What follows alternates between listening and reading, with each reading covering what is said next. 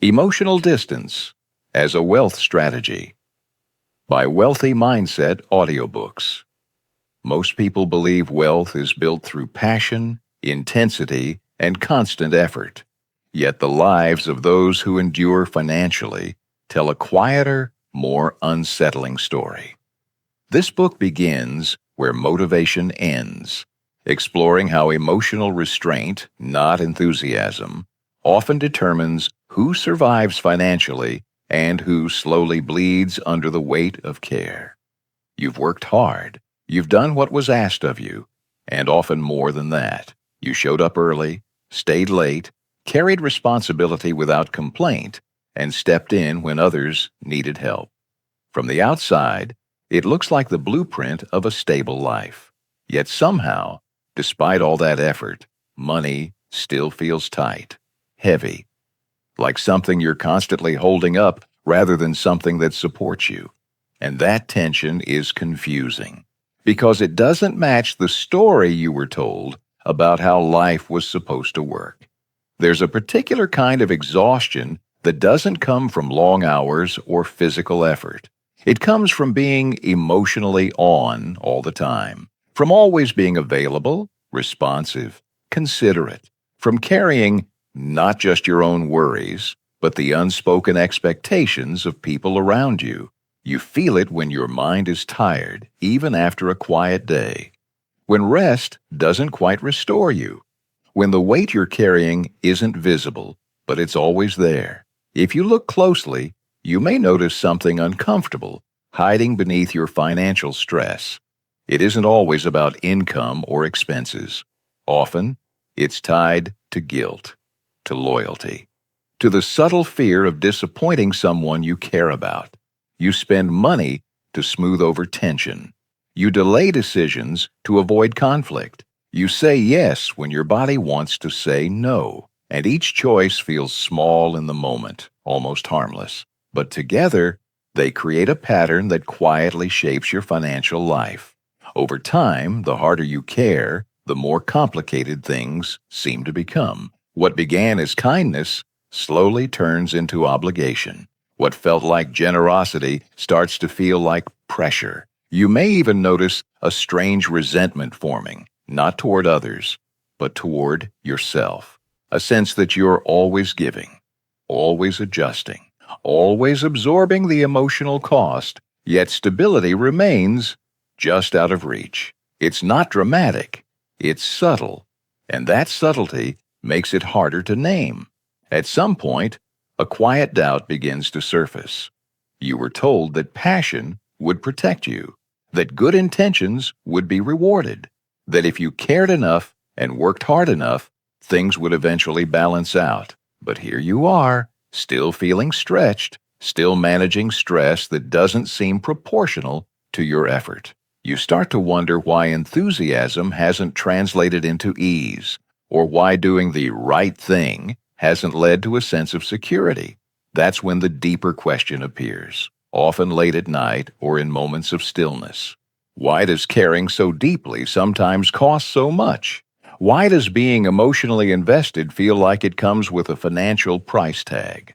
It's an unsettling thought because it challenges a belief many of us hold close, that caring more is always better, that empathy is always a strength, that saying yes is a virtue, no matter the context.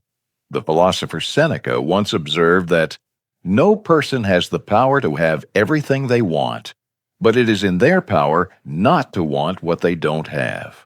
Beneath that idea is a quieter truth.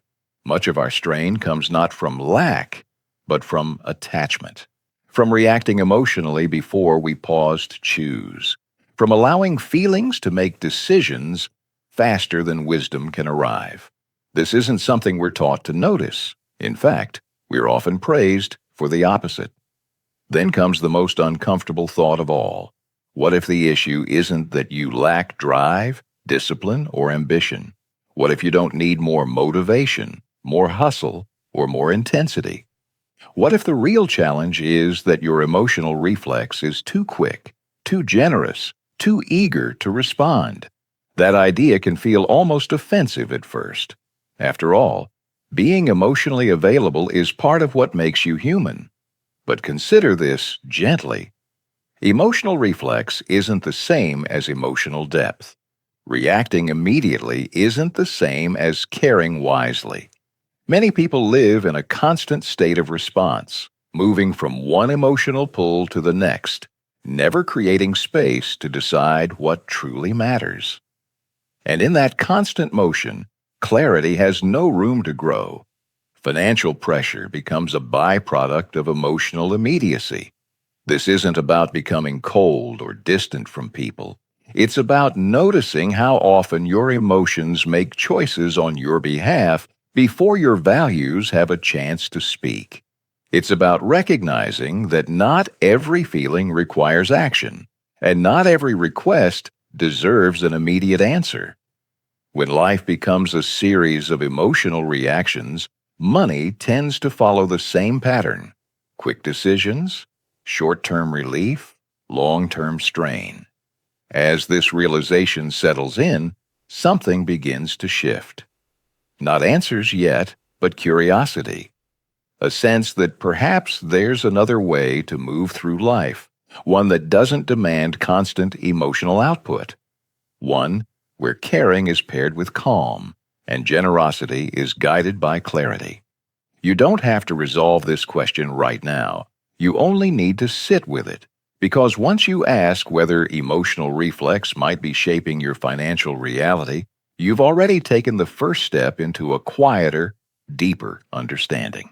And from that space, a different kind of wealth may begin to reveal itself. For most of our lives, we're taught a very specific story about how wealth is built. We're told it comes from intensity, from wanting something badly enough, from chasing it with urgency, from lighting a fire under ourselves and never letting it go out.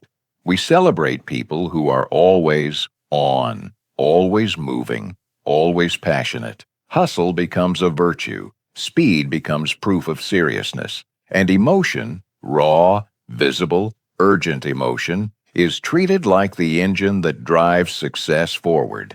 Yet if you quietly observe the people who endure financially over long stretches of time, a different pattern begins to emerge. They are rarely the loudest in the room. They don't rush every decision. They don't appear consumed by excitement or fear. Instead, they move with a certain steadiness, a calm rhythm that seems almost out of place in a culture obsessed with momentum. While others react, they pause. While others chase, they wait. Their progress may look slower from the outside, but it compounds in a way that frenzy never does. This contrast can feel confusing at first, because emotional reactions feel so deeply human. Feeling excited, anxious, hopeful, or afraid makes us feel alive and engaged. Emotion gives color to our experiences. But when emotion is allowed to sit in the driver's seat of decision-making, it quietly adds a cost to everything we do. Every financial choice carries not just a numerical consequence, but an emotional one. The more reactive we are, the more energy each decision consumes, and that energy loss adds up over time. Think about the simple image of standing near a fast-moving river. The current looks powerful, even dangerous. One instinct is to grab at the water, to act quickly, to do something, anything, before it sweeps past. But anyone who understands rivers knows that rushing in blindly is what gets people hurt. The safer approach is to watch first, to notice the direction of the flow, the speed, the debris beneath the surface. Emotion tells us that speed equals safety. Wisdom reminds us that observation often matters more than movement. In money, emotion works the same way. Urgency makes us believe that acting fast will protect us from missing out, from falling behind, from feeling regret. Enthusiasm convinces us that intensity is a substitute for clarity. But over time, enthusiasm has a way of blurring judgment. It narrows our focus. It makes us see only what we want to see and ignore what feels inconvenient. Distance, on the other hand, widens the lens. It allows patterns to emerge. It gives decisions room to breathe. James Clear once wrote that you do not rise to the level of your goals, you fall to the level of your systems. What he was pointing to is something deeper than productivity. Systems require patience. They require consistency. And above all, they require emotional restraint. You can't build a system if you're constantly reacting to how you feel in the moment. Distance doesn't remove care. It removes volatility. And volatility in financial life is often the silent destroyer of progress. This is where many people get trapped, not by laziness, but by sincerity. They care deeply. They want to do the right thing. They throw themselves emotionally into decisions, relationships, opportunities, and obligations. And because effort feels intense, they assume it must be effective. But emotional involvement is not the same as effectiveness. In fact, the two can work against each other. The more emotionally attached you are to an outcome, the harder it becomes to see it clearly. Consider someone who checks their investments every day, reacting to every rise and fall. The constant emotional engagement feels responsible, even proactive. But in reality, it often leads to poorer decisions, panic selling, impulsive buying, unnecessary stress. Compare that to someone who understands the long arc, who checks occasionally, who trusts a process instead of a feeling. The second person appears less engaged, but their results are often stronger. Not because they care less, but because they react less. Morgan Housel has observed that the hardest financial skill is getting the goalpost to stop moving. Emotional intensity moves the goalpost constantly. When you're excited, you want more. When you're afraid, you want safety immediately. When you compare yourself to others, satisfaction slips away. Emotional distance steadies the goalpost. It helps you define what enough looks like, and then build toward it without constant internal negotiation. This realization can be unsettling because it challenges the identity many people have built around being passionate and involved. It asks you to consider that calm might be more powerful than excitement, and that restraint might outperform urgency. It doesn't mean emotion has no place. It means emotion needs boundaries. It needs to inform, not command. When you begin to see this, wealth stops looking like something you chase with intensity and starts looking like something you protect with clarity. You realize that endurance, not excitement, is what sustains progress. That the decisions that matter most are rarely made in emotional peaks or valleys, but in quiet, unremarkable moments of thoughtfulness. This is not a call to slow down for the sake of slowing down. It's an invitation to look more closely at what truly sustains wealth over time. And as that question opens, it gently leads you toward a deeper understanding of how calm, distance, and patience quietly shape outcomes that urgency never could. Emotional distance is often misunderstood. It's mistaken for coldness, detachment, or a lack of compassion. But in reality, emotional distance doesn't remove care at all. It removes panic. It takes the sharp edge off urgency and replaces it with something far more useful: steadiness.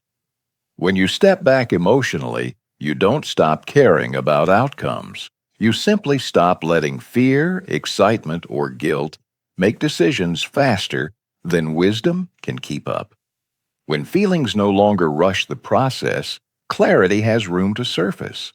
This doesn't happen in dramatic ways. There's no sudden epiphany or loud breakthrough. Instead, clarity arrives quietly, like fog lifting from a familiar road. You start to see what you're actually responding to, whether it's a real need or just an emotional trigger. And once you see that distinction, choices begin to feel lighter, even when they're difficult. Small pauses begin to change everything. Waiting before replying.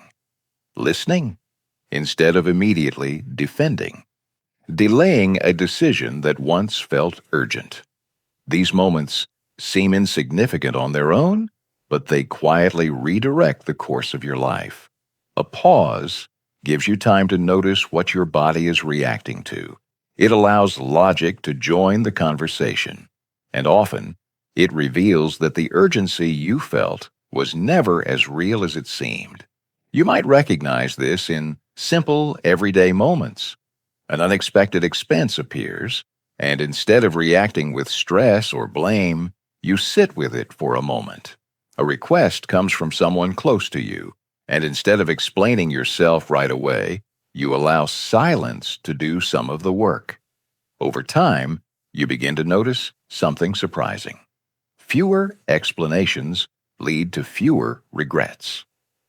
The less you rush to justify your choices, the more grounded those choices feel. Explanations are often a sign that a decision wasn't fully aligned to begin with. When you're unsure, you talk more. When you're clear, words become optional. Emotional distance helps you arrive at that clarity before you act.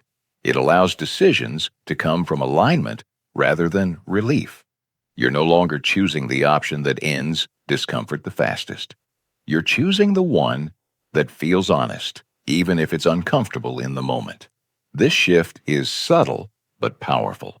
Decisions stop being a way to escape feeling and start becoming a way to honor your values. You begin to ask quieter questions. Does this align with who I'm becoming? Does this support the future I'm trying to protect? Is this choice rooted in intention or in reaction? These questions don't demand immediate answers, and that's precisely their strength. Control returns in an unexpected way, not through force, discipline, or rigid rules, but through space. Space between thought and action.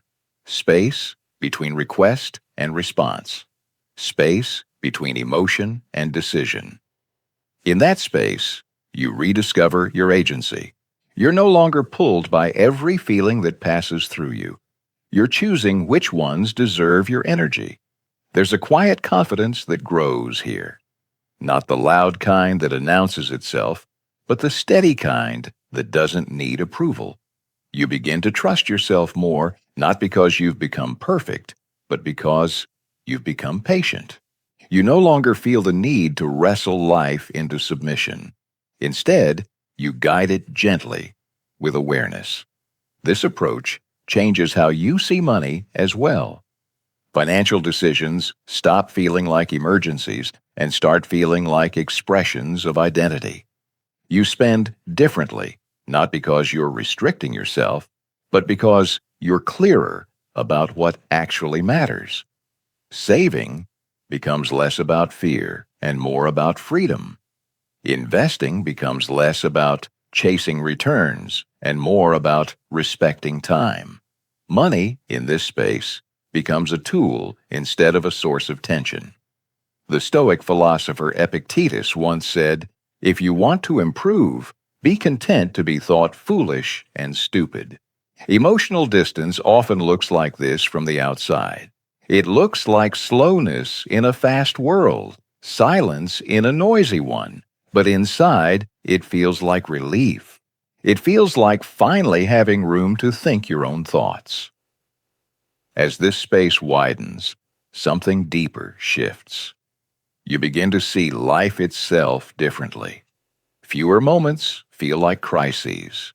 Fewer decisions feel irreversible.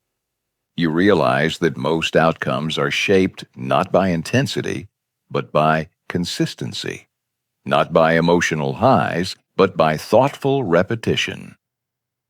Distance reveals patterns that urgency hides, and once you see those patterns, you can't unsee them. You notice how often reaction creates chaos, and how often patience creates stability. You understand that caring deeply doesn't require constant emotional output. It requires presence, boundaries, and trust in timing. This is where emotional distance becomes a form of respect, respect for yourself, your future, and the life you're building. From here, the door opens to a different relationship with ambition, money, and meaning. One where clarity leads and emotion follows. One where space becomes a strategy, not a weakness. And as you stand in that space, seeing more clearly than before, you're ready to explore how this perspective reshapes the choices you make every day. There is a form of generosity that feels virtuous on the surface, but quietly undermines the very stability it hopes to protect. It often wears the mask of responsibility. You tell yourself you're being helpful, supportive, dependable. You step in because you can. You give because it feels like the right thing to do. And for a while, it even feels noble. But beneath that generosity, something subtle is happening. Your emotional instinct is making financial decisions before your reasoning has a chance to speak. You say yes because it feels kind. You say yes because you don't want to be the person who hesitates when someone is in need. You say yes because refusing feels heavier than the cost of agreeing. Meanwhile, the numbers are whispering their concern. They're not screaming. They're quiet, rational, patient. They're telling you this decision doesn't fit, that the timing is off, that the margin is thinner than you'd like to admit. But emotion has a louder voice in the moment, and it insists that action is better than pause. Logic understands the cost, but emotion demands immediacy. Logic sees the long-term implications, the trade-offs, the ripple effects. Emotion, on the other hand, wants relief. Now, relief from guilt, relief from discomfort, relief from the fear of disappointing someone. And so, emotion reframes urgency as virtue. It tells you that hesitation is selfish, that boundaries are unkind, that generosity must be immediate to be real. In that framing, restraint begins to look like failure. This is where the contradiction slowly takes shape. The more you rush to help, the less stable you become. Each decision on its own feels manageable. Each act of generosity feels justified. But over time, the accumulation starts to show. Savings don't grow the way they should. Financial goals remain just out of reach. Stress becomes a constant background noise. And still, you keep saying yes. Because stopping feels like a betrayal of who you think you are. At first, there's no resentment. There's pride. Pride in being reliable. Pride in being the one others can count on. Pride in carrying more than your share. But resentment doesn't arrive loudly. It arrives quietly, disguised as fatigue. It shows up as irritation you don't fully understand, as a sense of being taken for granted, as the unspoken thought, why does this always fall on me? Over time, generosity that was once freely given begins to feel heavy. This is one of the most painful shifts a person can experience because it feels like a loss of character. You don't want to become someone who withholds or turns away. You don't want to lose your softness. But what's really happening isn't a loss of kindness. It's the cost of unexamined urgency. When generosity is driven by emotional reflex rather than intention, it drains both the giver and the system meant to support them. Wealth, in this context, doesn't slip away because of bad math. It slips away because of emotional urgency, because decisions are made too quickly, too reactively, too often for the sake of immediate peace. You're not careless with money, you're caring with people. And that distinction matters, because one without boundaries will always consume the other. Emotional urgency turns money into a tool for emotional regulation rather than long-term stability. Morgan Housel once noted that spending money to show people how much money you have is the fastest way to have less money. The same principle applies here, even when spending isn't about status. Spending or giving money to prove kindness, loyalty, or availability carries a similar cost. It's not the act itself that's harmful, it's the motivation behind it. When money becomes a way to manage emotions, it rarely serves your future well. This is where the question gently but firmly it rises to the surface. What if restraint is not the opposite of care, but a deeper form of it? What if pausing before saying yes is not selfish, but responsible? What if true generosity includes sustainability, not just for others, but for yourself? These questions don't demand immediate answers. They ask for honesty. Imagine a well that everyone draws from. If it's never allowed to refill, it eventually runs dry. The intention to serve doesn't keep it full. Only balance does. Restraint, in this sense, isn't about withholding love or support. It's about ensuring that your ability to give doesn't collapse under the weight of expectation. It's about choosing care that lasts. When you begin to see restraint this way, something shifts internally. Saying no feels less like rejection and more like alignment. Waiting feels less like avoidance and more like wisdom. You start to recognize that some help is best given slowly, thoughtfully, or not at all. And in that recognition, generosity becomes lighter again, freer, cleaner, and less tangled with resentment. This is not an easy transition. It asks you to redefine what it means to be good, helpful, and kind. It asks you to tolerate a bit of discomfort in exchange for long-term stability, but it also opens the door to a different kind of wealth, one where your financial life supports your values instead of quietly eroding them. As this idea settles in, it prepares you for a deeper exploration of how emotional urgency shapes not just generosity, but ambition, identity, and the way you measure your worth. And from there, the conversation naturally turns toward the hidden costs of always being needed. Many people grow up believing that success demands constant availability, that if you want to matter, you must always be reachable, responsive, and willing to sacrifice your own needs for the demands of the moment. We admire the person who never turns their phone off, who always says yes, who carries the extra load without complaint. Availability becomes a badge of honor, and sacrifice becomes proof of commitment.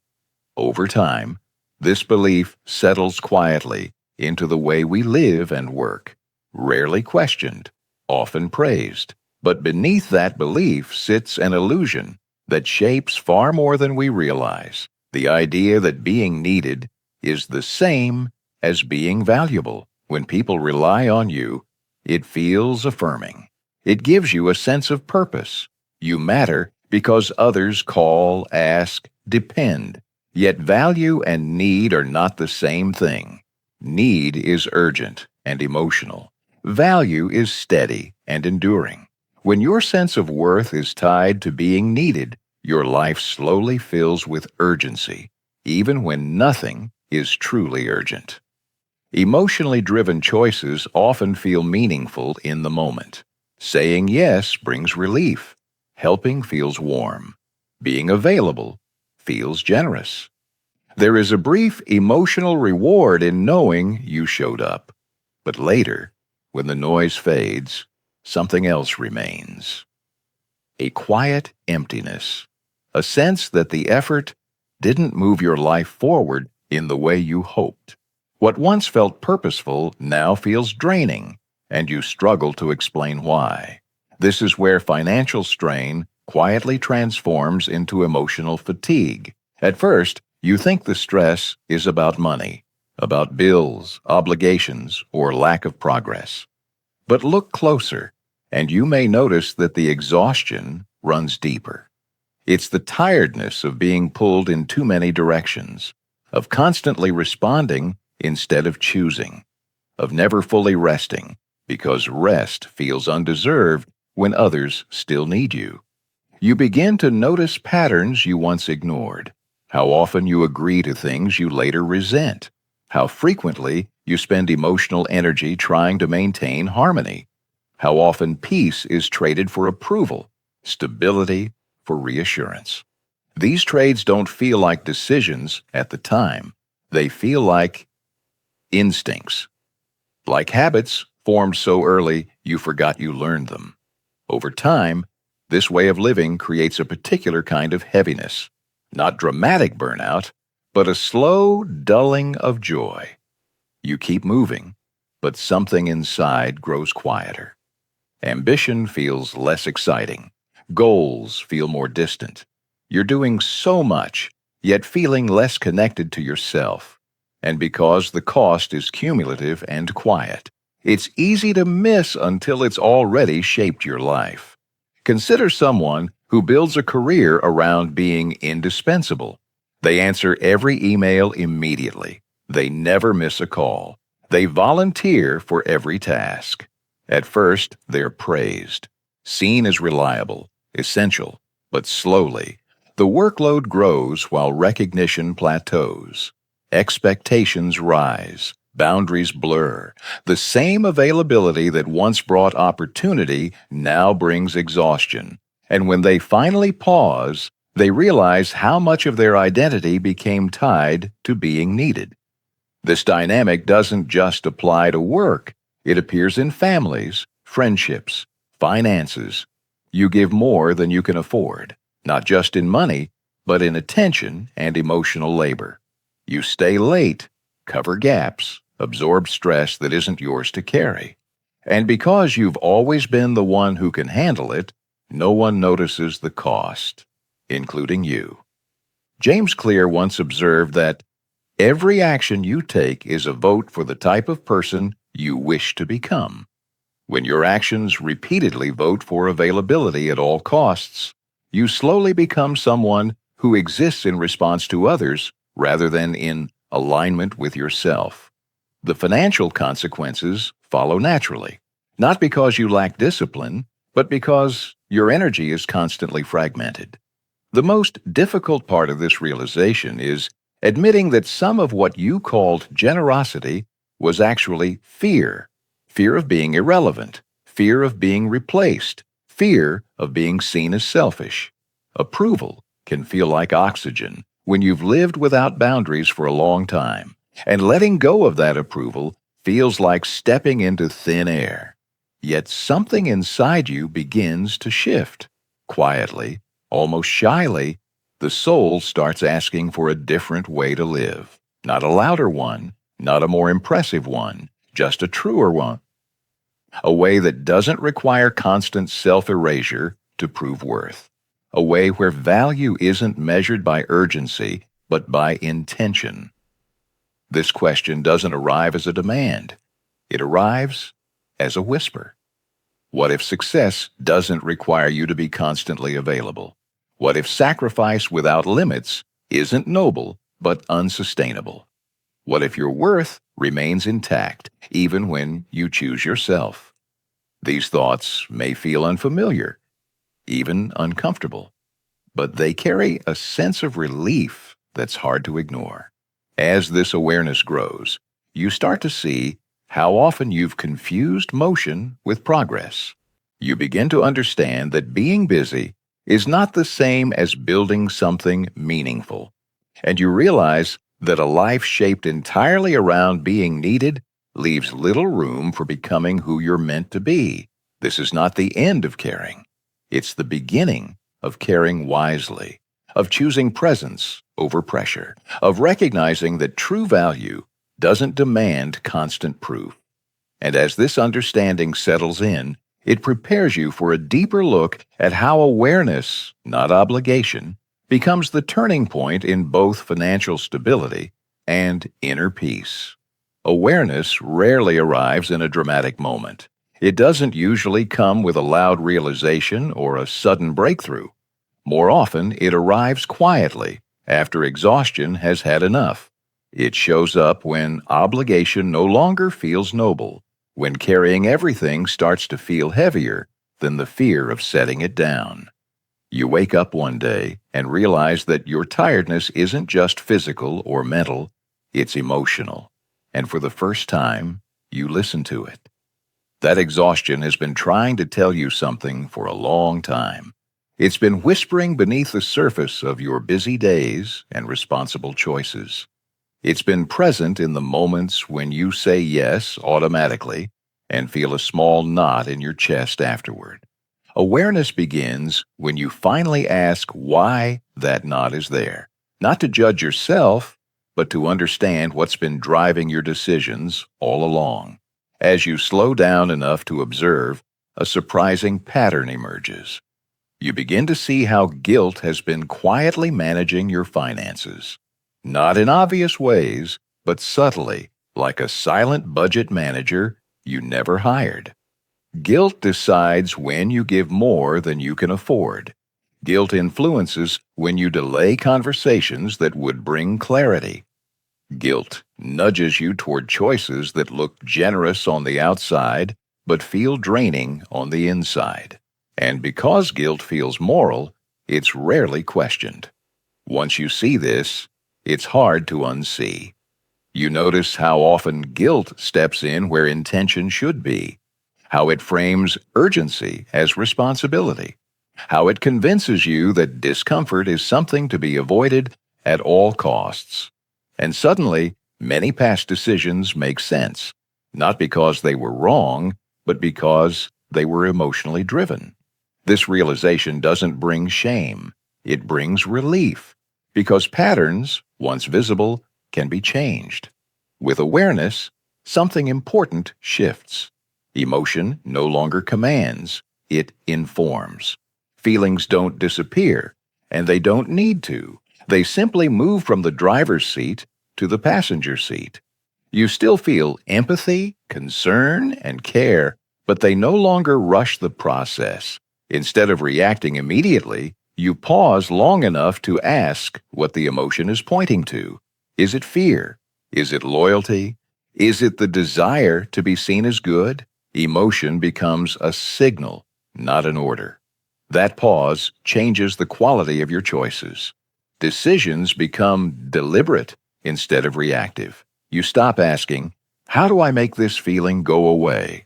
And start asking, what choice aligns with who I'm becoming? The difference is subtle, but profound. Deliberate choices may still be difficult, but they no longer feel chaotic. They carry a sense of calm, even when they require courage. Over time, this inner shift begins to show up externally. Financial stability starts to mirror internal calm. You're not necessarily earning more overnight or making perfect decisions, but there's less drama around money. Fewer emotional spikes, fewer moments of regret. You feel steadier, less rushed, more grounded. Money becomes less of a constant negotiation with yourself and more of a reflection of your values. What's striking is that nothing around you may have changed at all. Your income might be the same. Your responsibilities might still be there. The people in your life haven't suddenly disappeared, and yet everything feels different. The realization lands gently. Nothing changed externally. Only perception did. You didn't gain control by forcing new outcomes. You gained clarity by seeing what was already shaping your behavior. This is the moment many people misunderstand growth. They assume transformation must look dramatic from the outside. But real growth often looks like quiet consistency. It looks like fewer explanations, fewer emotional negotiations, fewer decisions made in haste. You begin to trust yourself more, not because life has become easier, but because you're responding to it with awareness rather than reflex. The philosopher William James once said that The greatest discovery of any generation is that a human can alter his life by altering his attitude. Awareness is the mechanism behind that truth. When perception changes, behavior follows naturally. You don't need rigid rules or constant self-discipline. You simply see more clearly what drains you and what sustains you, and clarity has a way of guiding action without force. This doesn't mean you never feel conflicted again. It means you recognize conflict as information, not a crisis. When guilt arises, you notice it. When urgency appears, you question it. When emotion surges, you give it space rather than obedience. Each time you do this, you strengthen a new pattern, one rooted in intention rather than obligation. Growth, at this stage, feels less like striving and more like alignment. You're no longer trying to prove anything to anyone, including yourself. You're learning to live from a place of quiet authority, where choices are made thoughtfully and owned fully. That authority doesn't come from control over circumstances, but from understanding your inner landscape. As this awareness deepens, it prepares you for an even more transformative realization that calm itself can be a strategy. That emotional steadiness is not a byproduct of success, but one of its foundations. And from here, the journey naturally turns toward exploring how wisdom, patience, and inner mastery reshape not just your finances, but the way you experience life itself. Wisdom has a way of arriving through the side door. It doesn't always come wrapped in achievement or applause. More often, it emerges from emotional fatigue, the kind that builds quietly after years of trying harder, caring more, and pushing through. You reach a point where effort alone no longer feels like the answer. Success, if it came at all, didn't bring the peace you expected. And in that weariness, something softens. You stop chasing insight and begin to receive it. This fatigue isn't failure, it's information.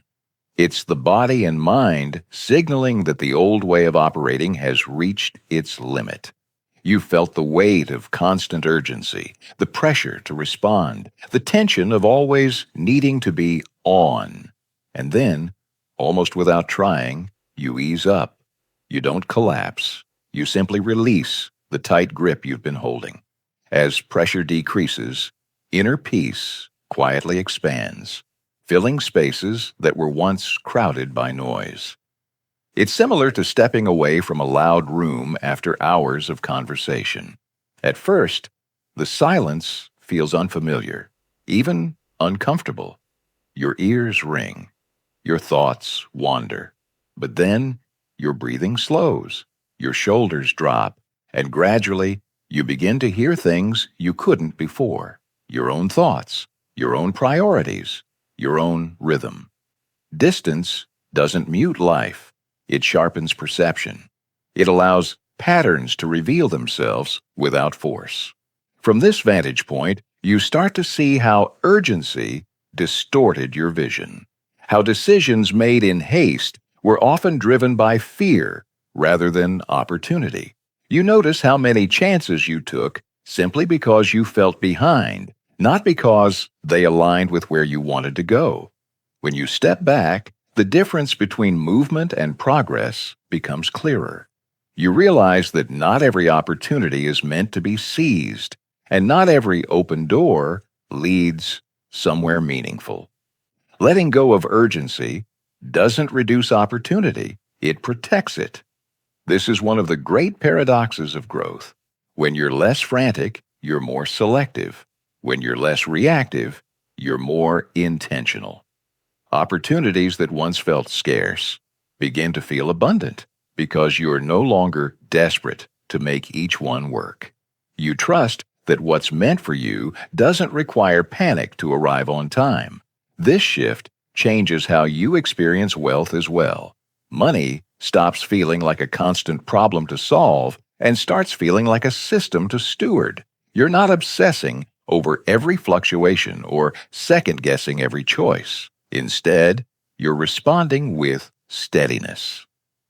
The emotional highs and lows soften. Wealth begins to feel lighter, not heavier, because it's no longer carrying the burden of your identity or self-worth. There's a story of a craftsman who worked tirelessly for years, always rushing, always exhausted, believing speed was the key to mastery. One day, worn down, he slowed his pace, not out of discipline, but necessity. To his surprise, his work improved. Mistakes decreased. Precision increased. What he lost in speed, he gained in quality. Life, it turns out, often works the same way. Less force can produce better results. The paradox becomes clear. Less emotional force creates more stability. When you stop trying to control every outcome, outcomes begin to stabilize on their own. When you release the need to prove, life becomes easier to navigate. This doesn't mean you stop caring. It means you care with boundaries, with wisdom, with a sense of proportion that keeps you grounded even when circumstances shift. In this calmer state, striving gives way to presence. You still have goals, but they no longer feel like a referendum on your worth. You still work, but work no longer consumes you. The edge softens. The urgency fades. And in its place, there's a quiet confidence, a trust that steady progress, guided by clarity, will carry you where you need to go. This is often the moment when people realize that peace isn't something you earn after success. It's something you practice along the way. The pursuit of wealth no longer feels like a race, but a relationship, one that improves with patience and understanding.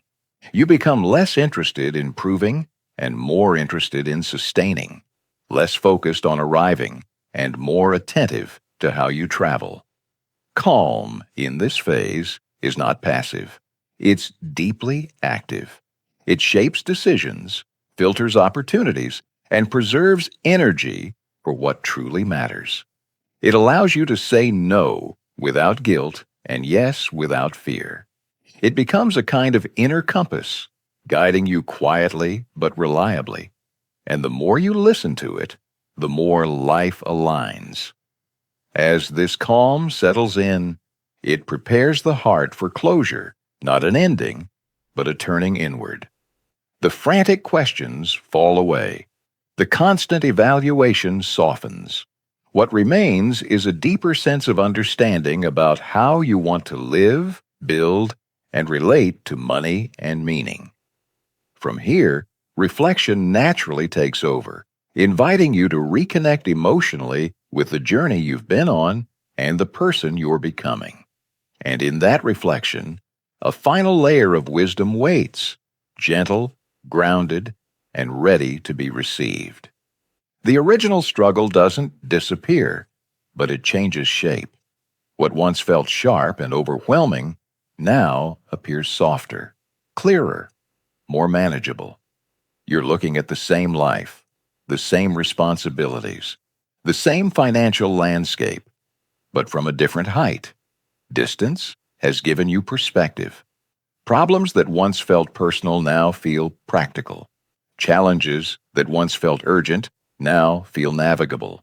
The weight hasn't vanished, but it no longer presses on your chest the way it used to. There's a quiet relief in realizing that what once felt like sacrifice was often something else entirely. You weren't always being noble. Sometimes you were neglecting yourself.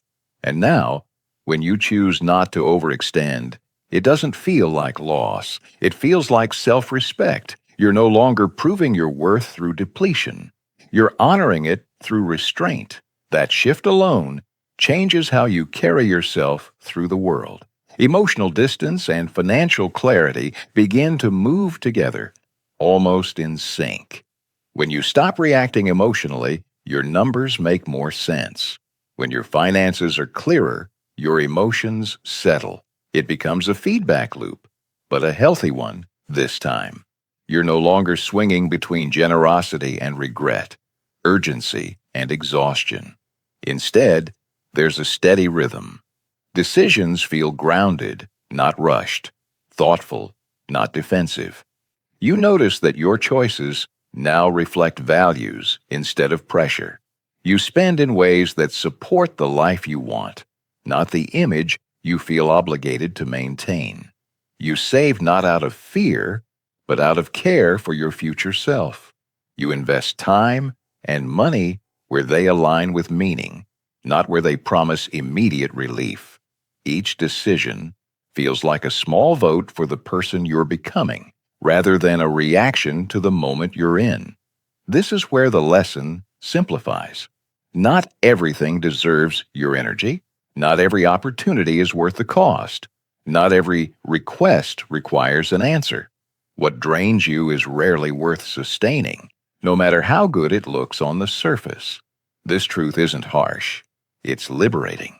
It frees you from the endless task of managing expectations that were never yours to begin with. You begin to recognize how often you once chased relief. Relief from guilt. Relief from tension. Relief from the discomfort of saying no. Those pursuits felt urgent, but they were short-lived. Relief fades quickly, leaving you back where you started, only more tired. Alignment, on the other hand, lasts. It may feel uncomfortable at first, but it brings a deeper sense of peace. You stop asking, "How do I make this easier right now?" and start asking, "How do I make this sustainable?" In this space, reflection naturally takes over.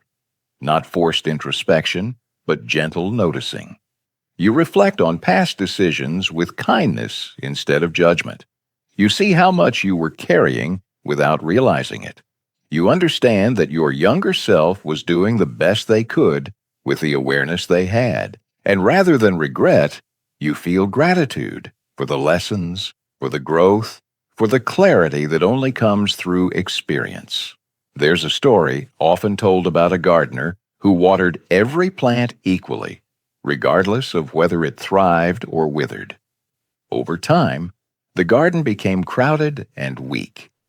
Only when the gardener began to prune, choosing where to focus care, did the garden flourish. Your life works the same way. Emotional distance is not neglect, it's discernment. It allows you to direct care where it can truly take root. This discernment changes your relationship with effort. You still work hard, but you don't work blindly. You still give, but you don't give indiscriminately. You understand that effort without alignment leads to burnout, while effort, guided by values, leads to growth. The difference isn't intensity, it's intention. And intention, once clarified, simplifies everything else. Financial clarity becomes less about control and more about trust. You trust your ability to pause. You trust your capacity to say no. You trust that missing one opportunity won't ruin your future and that protecting your energy will improve it. This trust doesn't make you passive. It makes you deliberate. And deliberate action, taken consistently, compounds quietly over time. As you move through your days now, there's less noise, fewer internal debates, fewer moments of second-guessing. You don't need to convince yourself as often because your choices feel honest. They reflect who you are, not who you're trying to please. And in that honesty, there's a sense of wholeness that money alone could never provide. Reflection deepens, not because you're stuck in the past, but because you're finally present. You're able to look at your life as it is, not as it should be according to someone else's expectations. You notice what brings energy and what takes it away. You make small adjustments, gently, without drama. Growth feels quieter now, but more real. This is the turning point where understanding becomes embodied. You're no longer just thinking differently. You're living differently. The struggle that once defined you now feels like something you've learned from, not something you're trapped in. And as reflection settles into wisdom, you sense that you're ready for the final phase of this journey, reconnecting emotionally with yourself, not from a place of urgency, but from calm acceptance. From here, the conversation softens. The need to fix gives way to the desire to understand. And in that understanding, a deeper peace begins to form. There comes a moment when you begin to look back at your life differently, not with the sharp edge of regret, but with a gentler gaze. Old moments of stress, decisions you once replayed endlessly, start to soften in memory. You no longer ask, "Why did I do that?" with judgment. Instead, you ask it with curiosity, even kindness. You see yourself as you were, doing the best you could with the understanding you had at the time. What once felt like failure slowly reveals itself as something else entirely. It wasn't incompetence or weakness. It was learning without language. You were gathering wisdom before you had the words for it, paying tuition in experience rather than theory. The confusion, the missteps, the exhaustion, they were part of an education no one formally teaches. And now, looking back, you can finally read the lessons written between the lines. This shift is subtle, but it changes everything. Acceptance begins to replace self-criticism. The inner voice that once scolded you for not knowing better grows quieter. In its place is a calmer presence that says, "Of course you struggled. You were carrying more than you realized." This isn't self-indulgence, it's accuracy. It's seeing your past clearly, without distortion, and allowing yourself the dignity of context. As that acceptance deepens, a powerful realization settles in. Peace was never selfish. You were never wrong for wanting ease, rest, or clarity. Somewhere along the way, you learned that calm had to be earned through sacrifice, that stability was a reward for endurance. But now you see the flaw in that belief. Peace isn't a luxury, it's a foundation. Without it, everything else becomes heavier than it needs to be. Emotional boundaries begin to feel different now. They no longer feel like walls or defenses. They feel like rest, like finally sitting down after standing for too long. You stop bracing yourself against every request, every expectation, every emotional ripple around you. Boundaries don't harden your heart. They protect it. They allow you to stay open without being drained. Life, in this phase, grows quieter. Not empty, quieter. The constant internal commentary fades. The need to justify your choices softens. You're less reactive, less vigilant, less consumed by what others might think. And in that quiet, something surprising happens. Life feels fuller. Moments feel richer. You're more present, not because life is louder, but because you finally have the space to notice it. You may find yourself enjoying simple things more deeply.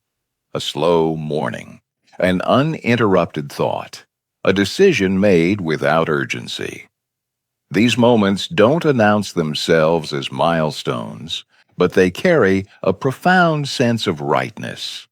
They remind you that fulfillment doesn't always come from adding more. It often comes from removing what no longer serves. Warmth begins to replace tension, not the fleeting warmth of relief, but a steady underlying sense of ease. You're not constantly managing emotional fallout or bracing for the next demand. You're not negotiating with yourself as often. And because of that, your energy feels cleaner, less scattered, more available for what truly matters. Think of a room that's been cluttered for years. At first, you don't notice the mess because it's familiar. But once you begin clearing it, slowly, intentionally, the air changes. Light moves differently. You can breathe more easily. Emotional reconnection works the same way. As you release old patterns of self-judgment and overextension, your inner world becomes more spacious. This spaciousness allows compassion to flow inward as easily as it once flowed outward. You stop reserving kindness only for others. You offer it to yourself without ceremony. You forgive past versions of yourself for choices made under pressure. You recognize that growth often looks messy from the inside, and you honor the resilience it took to arrive here. There's a quiet confidence that emerges in this stage, not the confidence of certainty, but of self-trust. You trust that you can handle discomfort without betraying yourself. You trust that rest won't make you lazy. You trust that saying no won't make you unlovable. These trusts weren't built overnight.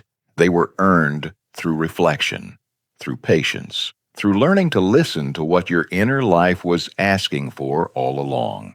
You also begin to notice how this emotional softness influences your relationship with money. Financial decisions feel less charged, less personal. You're not trying to prove anything anymore. You're not using money to compensate for emotional strain. Instead, it becomes one part of a larger, calmer system, a tool that supports your life, not something that constantly agitates it. As this reconnection deepens, you feel a growing sense of gratitude, not forced, not performative, but quiet and sincere. Gratitude for the lessons that took time to reveal themselves. Gratitude for the strength it took to pause instead of push. Gratitude for the version of you that kept going, even without clarity. This isn't the end of the journey. It's a settling, a gentle landing after a long stretch of striving. From here, reflection becomes less about fixing and more about understanding, less about becoming someone new and more about inhabiting who you already are. And in that warm, quiet understanding, you sense that there is one final truth waiting to be gathered, a closing wisdom that ties everything together, not with urgency, but with grace. Gratitude has a different texture now. It isn't loud or celebratory. It doesn't arrive as a sudden burst of positivity or forced appreciation. Instead, it settles quietly, almost humbly, as you recognize what it took to get here. You feel grateful not because everything turned out perfectly, but because clarity emerged through struggle, because confusion taught you discernment, because fatigue led you to truth. You begin to honor the difficult seasons not as detours, but as teachers. This gratitude softens the way you relate to yourself. You no longer demand perfection as the price of self-acceptance. The relentless inner critic that once insisted you should have known better, done more, or arrived sooner loses its authority. You understand now that growth is uneven by nature. That wisdom doesn't come from getting everything right, but from staying present long enough to learn. And in that understanding, you allow yourself to be human without apology. There is a noticeable calm that begins to exist alongside incompletion. Life, you realize, is rarely finished. Goals remain in progress. Questions remain unanswered. Some chapters are still being written. And yet, peace no longer feels conditional on resolution. You don't need everything to be settled in order to feel steady. Calm is no longer postponed until some future milestone. It lives here, now, even in the middle of uncertainty. Silence starts to feel different too. Where it once felt uncomfortable or unproductive, it now feels restorative. You stop filling every quiet moment with noise, distraction, or urgency. Silence becomes a place where you can breathe, reflect, and reset. Not because you're avoiding life, but because you're finally listening to it. In stillness, you find a deeper sense of orientation, an internal compass that doesn't rely on constant stimulation.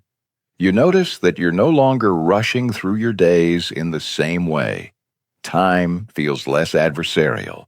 You're not constantly racing against deadlines you never chose or expectations that no longer fit. Instead, you feel grounded, present in your body, present in your decisions. You move with intention rather than anxiety.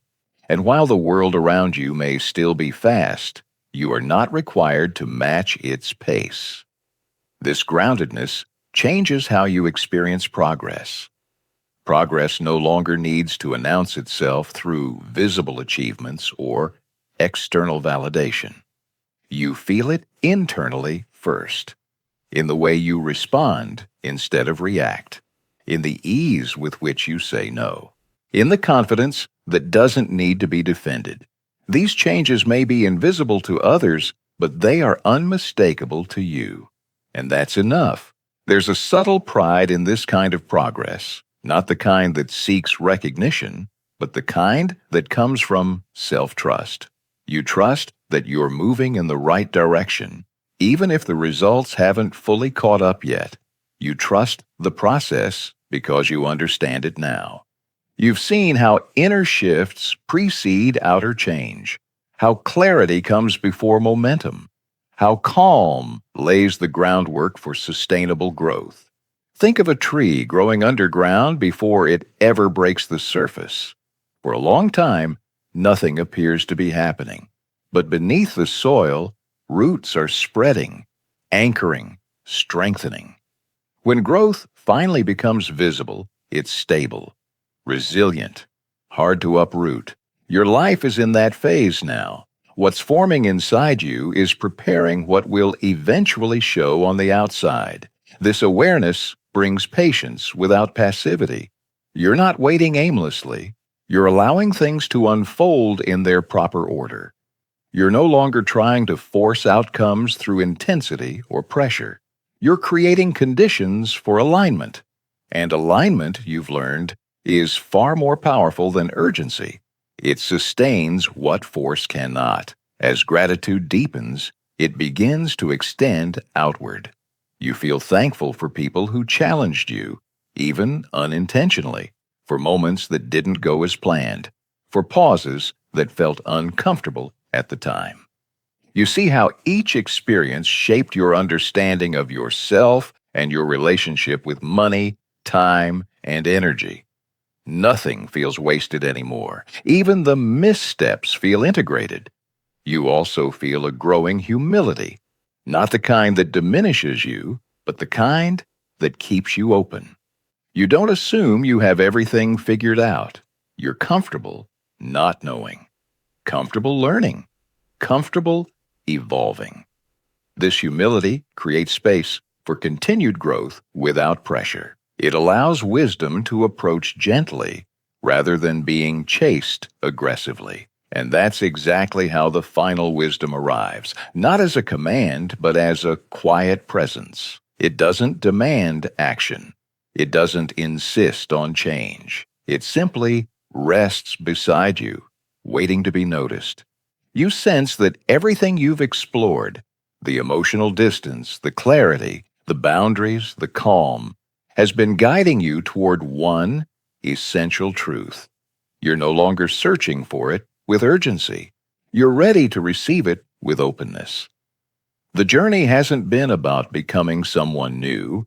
It's been about remembering what was always possible when you stopped rushing, stopped proving, and started listening. As this realization settles in, it brings with it a sense of completeness, not because life is finished, but because you are finally at peace with the process. And in that peace, the final understanding draws near, ready to be spoken, not loudly, not forcefully, but with the quiet certainty of something that will land. If there is one truth that quietly reveals itself at the end of this journey, it is this. The work was never about becoming less emotional. You were never meant to harden yourself, disconnect, or dull your feelings. The real transformation was always about becoming more aware, aware of what you feel, why you feel it, and, most importantly, what deserves a response versus what simply deserves understanding. Awareness doesn't suppress emotion, it refines it. It turns raw reaction into informed choice. When you look back now, you can see how emotional distance slowly revealed itself as a form of respect. Not disrespect toward others and not neglect of responsibility, but respect for the future you were quietly trying to protect. Distance gave you room to see beyond the moment. It allowed you to honor tomorrow without betraying today. And in that space, you learned that reacting less wasn't avoidance. It was foresight. Wealth, in its most durable form, grows where clarity lives. Not clarity about markets or strategies alone, but clarity about yourself, about your limits, about your values, about what truly matters when the noise fades. Money responds to this kind of clarity because clarity produces consistency, and consistency compounds. When your decisions come from understanding instead of urgency, they stop canceling each other out. They begin to build on one another. Urgency once felt like momentum. It felt like proof that you cared, that you were serious, that you were moving forward. But urgency has a hidden karosheshit. It steals your ability to choose. When everything feels immediate, nothing can be prioritized. When urgency fades, something powerful returns: choice. You regain the ability to pause, to weigh, to decide with intention, and that ability quietly changes everything. You begin to notice that peace itself is not a byproduct of success. It is a strategy.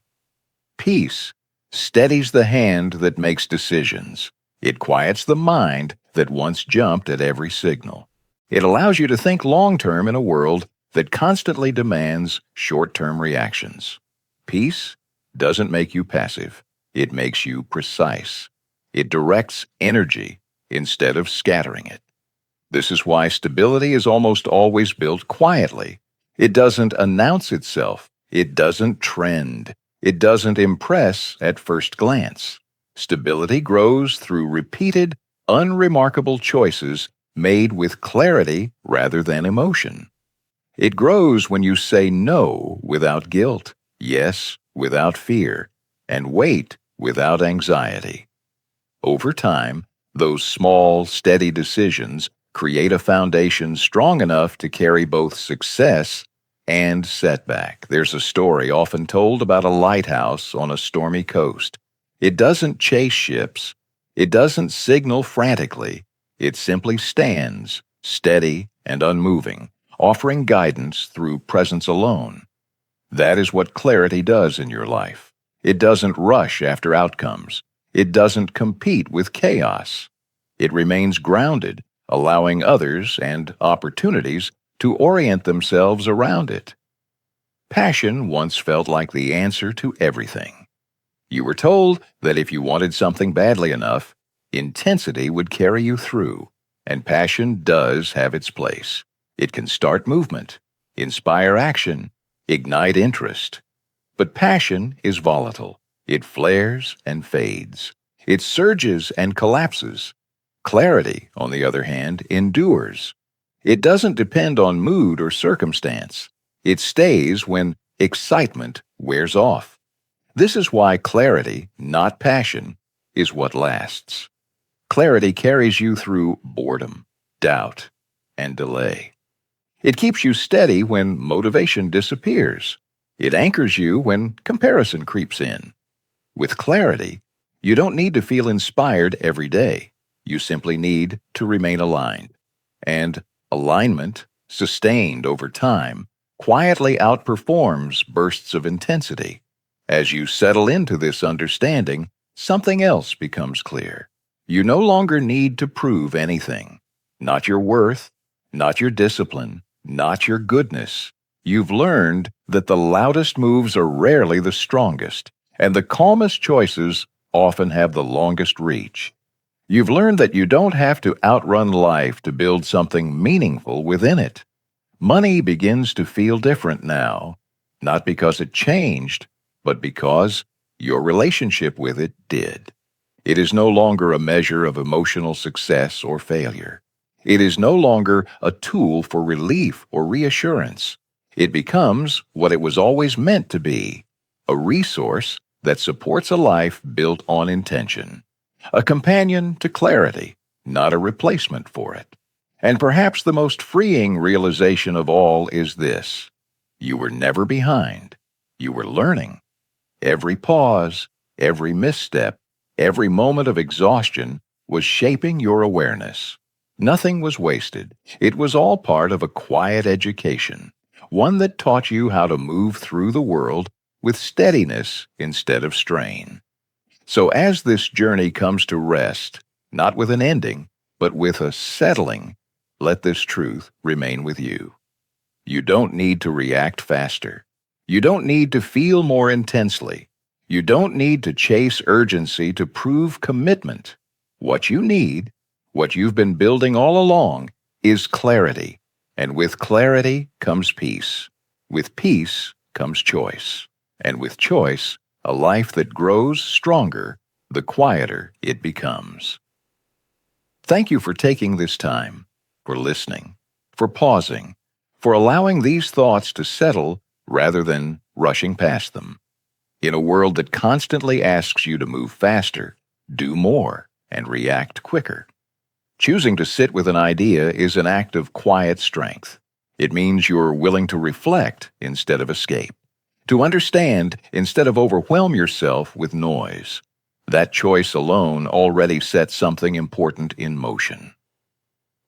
As you step back into your life, I hope you carry one gentle intention with you. Protect your peace as carefully as your money. Just as finances require boundaries, patience, and clarity, so does your inner world. Peace is not something you stumble upon by accident. It's something you preserve through small, consistent choices. The moments you pause before responding, the times you choose rest over urgency, the decisions you make from alignment rather than pressure. These are investments, too. Let quiet guide you forward. Not the quiet of avoidance, but the quiet of awareness. The kind that allows you to hear yourself think, feel, and choose. In that quiet, you'll notice what truly matters and what no longer deserves your energy. You'll find that you don't need to force clarity. It arrives naturally when the noise fades. And as you move on from here, carry this calm with you gently. There's no need to grip it tightly or defend it aggressively. Calm grows best when it's treated with care. Let it shape how you decide, how you give, how you wait. Let it remind you that a steady life is built not through intensity, but through intention.